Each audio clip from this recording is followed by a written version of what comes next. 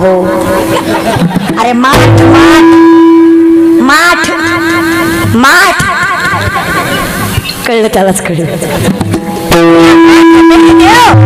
बघा माय मावल्या दूध तुमच्या दूध कशात तापवतात धारूरच्या बाया आणि तुमच्यात बघूल्यात आता ह्यांच्यात पाटीला तुमच्यात बघूल्यात तुमच्यात कशात दूध तापवतात पाटील्यात तुमच्यात दोघांचं एकत्र असतंय का बाय असं महाराज बरं का मला वाटलं नाटबाबाने असतंय काय की तुम्हाला सांगते वेगळं निघून संसार बघा चला पाटीला दूध तापवायचं मग आई आधी काय करते पातीलं स्वच्छ करते म्हणजे काय करते धुती घासते है की नाही आता आई आहे तुम्ही प्रेमाने सांगा मला सांगा पातीला घासता ना आतून लय घासता का बाहेरून लय घासता आतल्या बाजूनं बाहेरून थोडा कचरा राहिला तरी लय नाही थोडा थोडा थोडा थोडा राहिला तरी चालतंय आतून म्हणजे आतून 4 फिरवले तर वरनं 2 फिरवते एखादा का हात व्हायला आतून जास्तच फिरवते का हा कचरा राहिल्यावर काय होतंय बरंच कळतंय मला उगाच बोलवलं एवढा सोपा परमार्थ रे ह्या पातीला दुधा इतका सोपा परमार्थ आतून कचरा राहिला की दूध नाचतंय आणि मला सांगा तुम्हाला कुंदा माहिती कुंदा कलाकंद पनीर माहिती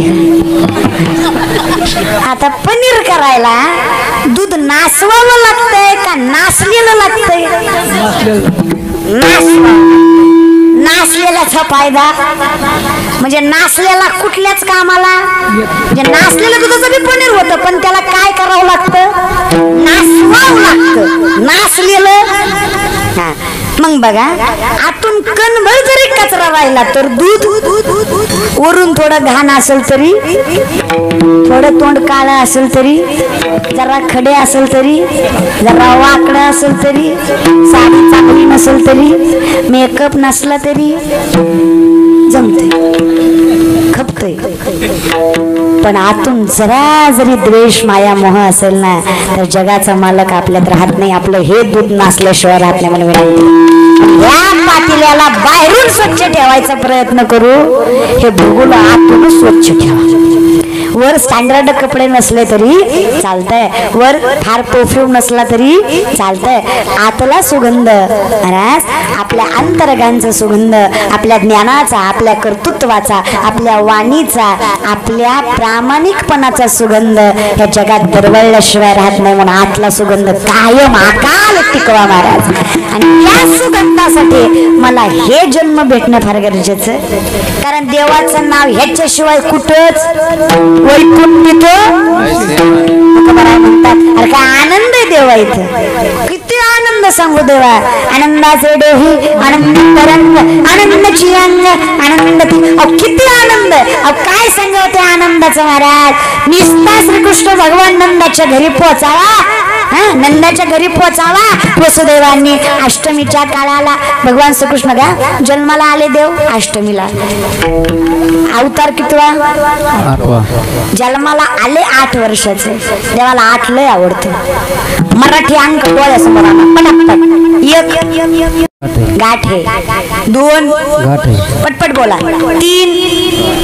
4 5 6 7 9 थांबा की यार हे असलंय तुमचं मी सांगते ना 9 8 ला गाठ आहे का 8ल्या गाठीच देवाला जमतच नाही महाराज जिथं गाठ नाही तिथं भगवंताचा वास आहे मग महाराज 8वा पुत्र 8 वर्षाचा जन्माला यावा जसा जन्माला यावा सांगावं अहो नंदाच्या घराला मजनी देव जन्माला यावी सगळी बंद महाराज काय तर देवाच्या जन्माचं कौतुक करा महाराज खुले गई साडी ये ताली वही क्या हो गई जब से जन्मे कन्हैया तेरा मात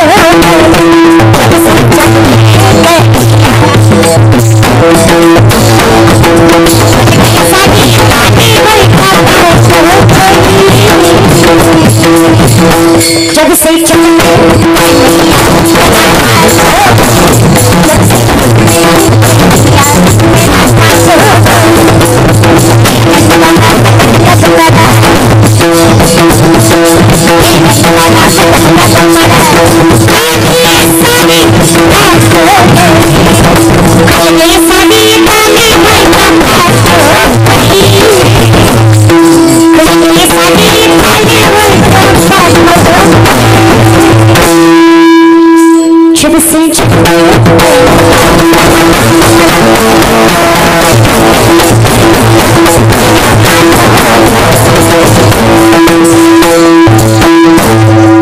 चालीवर जाऊ नका, शब्दावर जा.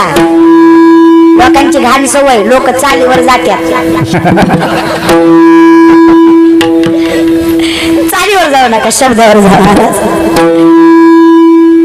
जब से जन्मे कन्हैया तेरा मात हो गई, ओ जन्मे कन्हैया और देव चल मना जगत जनार्दन अखिल गुण ब्रह्मांड चालक चैतन्यमय स्वरूप असं गोड दिसणार. काय नंद घरानंद भयो जय कन्हैया.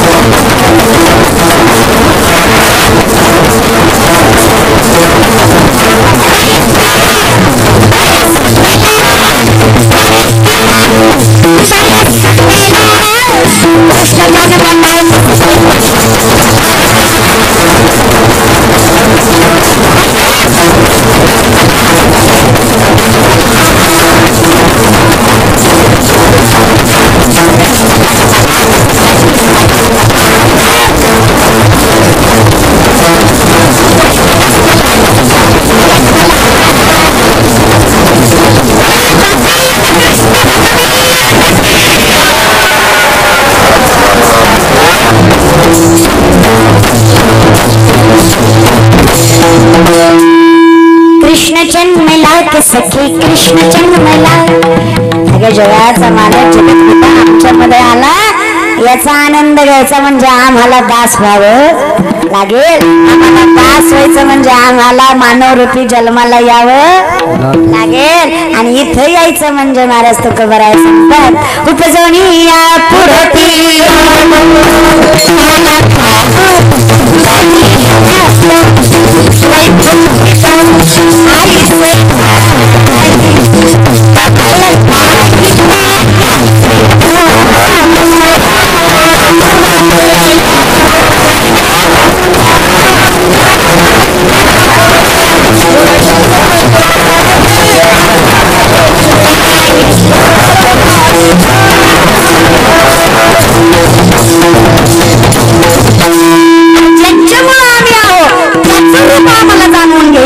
त्याचा अधिकार आम्हाला जाणून घ्यायचा आहे. माणसाला वाटतच नाही आम्ही देवामुळे आहे. काय काय माणसं तर अशी कीर्तनाला बसल्या ती तू बोल मी आहे. आला वय देव जन्माला येऊ दे मी आहे, मी बसलोय तू बोल. काय त्याच्या तोंडाकडे बघून असं वाटतंय आता माणसं बोलवावी ह्याला उठला. जिवंतच नाही. निस्ता नासक्या कांद्यावने वाचला. कृष्ण जन्मला जन्म दे, कंस मिळाला मरू दे, रावण गेला जाऊ दे, आपल्याला यायचं येऊ आपण. भक्ती प्रेमाविना भावेविना भक्ती शक्ती. जगाचा मालक आलाय, जगाचा बाप आलाय. काय आनंद महाराज, काय दिस नाही त्याच, काय हस नाही त्याच, काय चाल नाही त्याच, काय बोल नाही त्याच. आहा काय कोड आहे महाराज. शंकराचार्य वर्णन करतात. हधरम मैथुरम वतनम मधुरम नयनम मधुरम हसितम मधुरम हृदयम मधुरम गमनम मधुरम मधुराधिपति निरखिलम मधुरम अधरम मधुरम वतनम मधुरम मधुरम हसितम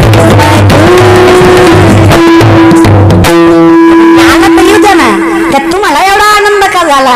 अरे येड्या तो आला म्हणून मी चालतोय, मी बोलतोय. असं काही खरं चाललं ना. हे शंकराचार्य नाही, हे व्यासमुनी सांगतात. व्यासमुनी म्हणतात देवा हे जे काही चाललंय ना, मी तुझं कौतुक काय करतो, तुला माझ्या मनात का ठेवतो. माझा स्वार्थ आहे, मी तुला स्वीकारणे यात माझा स्वार्थ आहे. माझं चालणं बोलणं तुझ्या अस्तित्वावर अवलंबून आहे. शंकराचार्य सांगतात, व्यासमुनी वर्णन करतात. देवा करारविंदे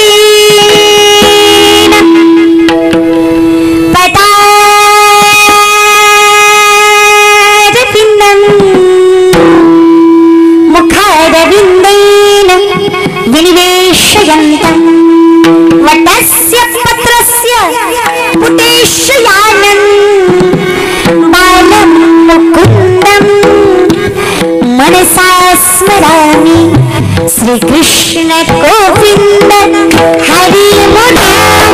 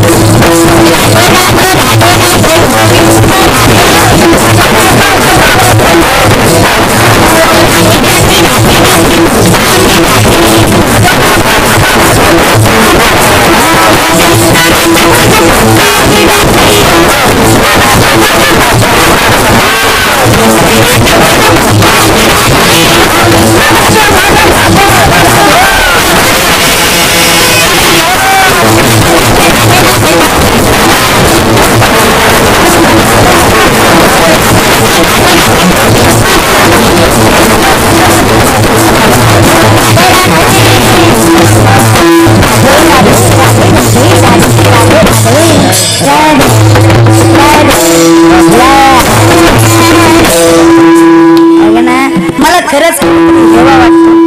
अख्खं त्रैलोक्य ज्याच्यावर प्रेम करतो तो त्रैलोक्य नाथ जिच्यावर प्रेम करतो तिचं सामर्थ्य काय असेल ती राधा.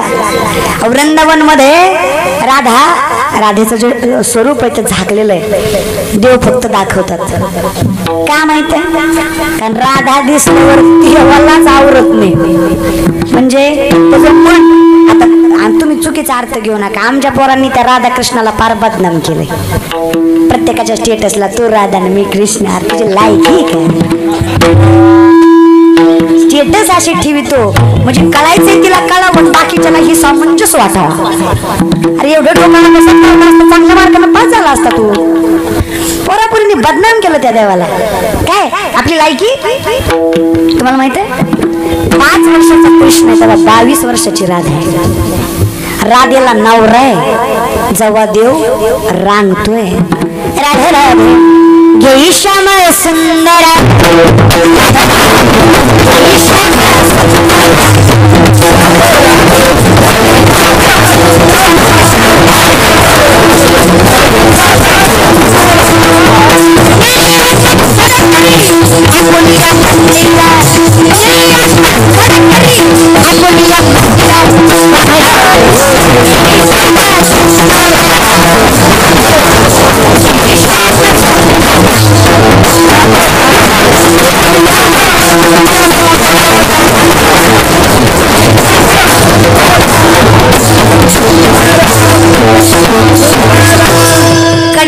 कडेवर आता तुमची राधा 22 तुम्ही 5चे हो रे.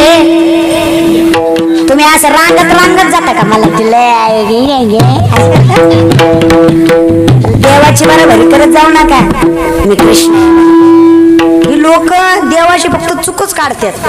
त्याला 16,108 होत्या मग आमच्या 2-4 काही खोपत नाही. तू अरे तुला माहित आहे का देवाला एवढ्या बायका का होत्या. रामजन्म झाला. रामजन्मामध्ये रामाच्या पायांनी अहिल्या तरली. काय झाली म्हणजे दगडाची शाप होता तिला. ती रामाच्या पायानेच तरणार होती. हे कर्म होतं तिचं. रामाचा पाय लागला ती पुन्हा दगडाची स्त्री झाली. इतकी सुंदर स्त्री झालेली पाहून ऋषीमुनींना वाटलं रामाचा पाय कुठल्या जरी दगडाला लागला त्याची बळी होती. आता ही सुंबळे येडे तर आम्ही काय करू. यांनी मोठे मोठे दगड घेतले रामाकडे गेले. आम्हाला ह्याच्या बायका करून हे ऋषी मुनी असे मोठे मोठे दगड घेऊन रामप्रभूंना पाहताच त्यांचं रामप्रभूला जगाच्या मालकाला पाहिलं महाराज. अहो त्या पुरुषोत्तम रामाला पाहिलं आणि त्या रामाला पाहून ह्यांना म्हणायचं काय होतं आम्हाला या दगडाच्या बायका करून. ते म्हणले देवा आम्हाला तुमच्या बायका करून घ्या. देव म्हणला पिसाळा बिसाळा का गायला का. अरे तू बी गडी मी बी जमवा. तुम्ही माझी बायको ना तुम्ही तुमची बायको. मला तुमच्या संग संसार आनंद मला भोगायचा आहे. स्त्रीकडे बघून पुरुष बोलणं नॅचरल आहे, निसर्ग आहे. एखाद्या मुलीकडे बघून एखाद्या मुलाला वाटणं की काय सुंदर पोरगी आहे हे ठीक आहे. एखाद्या पोराकडे बघून एखाद्या पोरीला वाटणं काय सुंदर पोरगा आहे ठीक आहे. पण एखाद्या पोराकडे बघून एखाद्या पोराला वाटणं काय सुंदर पोरगा आहे माझी बायको असतं तर असं नाही. असं बरोबर म्हणजे असं देवाच्या बाबतीत झालं. देव म्हणला कसं आहे ना ह्या जन्मात जसं त्या वाल्मिकीनं लिहिलंय तसं मला एक बाणी एक वचनी एक या जन्मात मी बांधिलंय. पुढच्या जन्मात मी रिकामच किती बी येऊ द्या. बुलविल्या नर बुलविल्या नर देवाकडे बघून नरही बोलले नारीही बोलल्या. एवढा सुंदर देव आहे कल्पना करा.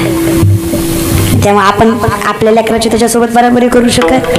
आपल्या पोराची त्यांच्यासोबत बराबरी करू काय सावळाच पण अख्ख्या जगाला बोलवलं. अहो अशी एक गवळण देवाला बघितलं घरी गेली कामच लागणार कामात मनच लागणार. काहीची वासरे म्हशीला सोडली म्हशीची वासरे. बोला ग बोला आपलं ठरलंय ना निम निम घ्यायचं महाराज. गाईची वासरे म्हशीची वासरे बैलाची दार कशी काढू रे जमतंय का कलियुगात काय बी जमतंय मन मोहिले रे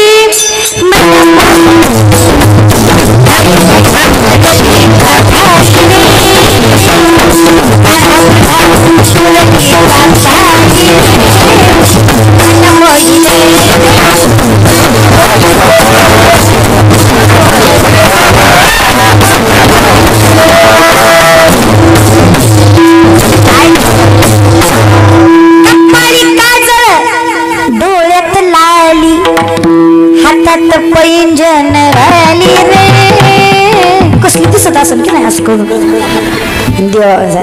डोईचा पटर आला खांद्यावरी भरला बाजारी सारी डबरी भरला बाजारी सारी डबरी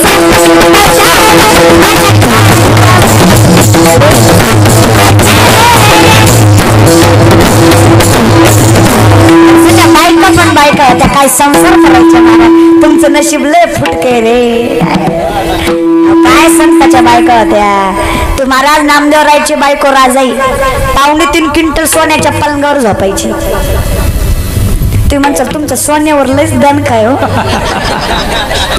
आता हाय तर हाय आता काय 2.5 क्विंटल सोन्याच्या पलंगावर झोपायची तरी तिनं कधी नवऱ्याला जी शिवाय बोलली सासूला जी शिवाय बोलली जी हे कर जी हे करू नको जी उठ जी बस जी झोप जी ह्याच्या पलीकडे वाक्य काढलं आमची खुशाल फोन करून म्हणते कुठे आहेस विवेक म्हणलं विवेक पोरगा का म्हणले नावरा तू मोर म्हणले तसं पालतोय कीर्तनाला काही येऊ नको लागा तू नवऱ्याला आरुतुरू बोलती तुम्हाला माहिती आहे ताकद किती स्त्रीमध्ये लक्ष्मणाला शक्ती लागली लक्ष्मण रामभाऊ पाटलाचा अरे मग लक्ष्मण रामाचा भाऊ रामाचा पोरगा लक्ष्मण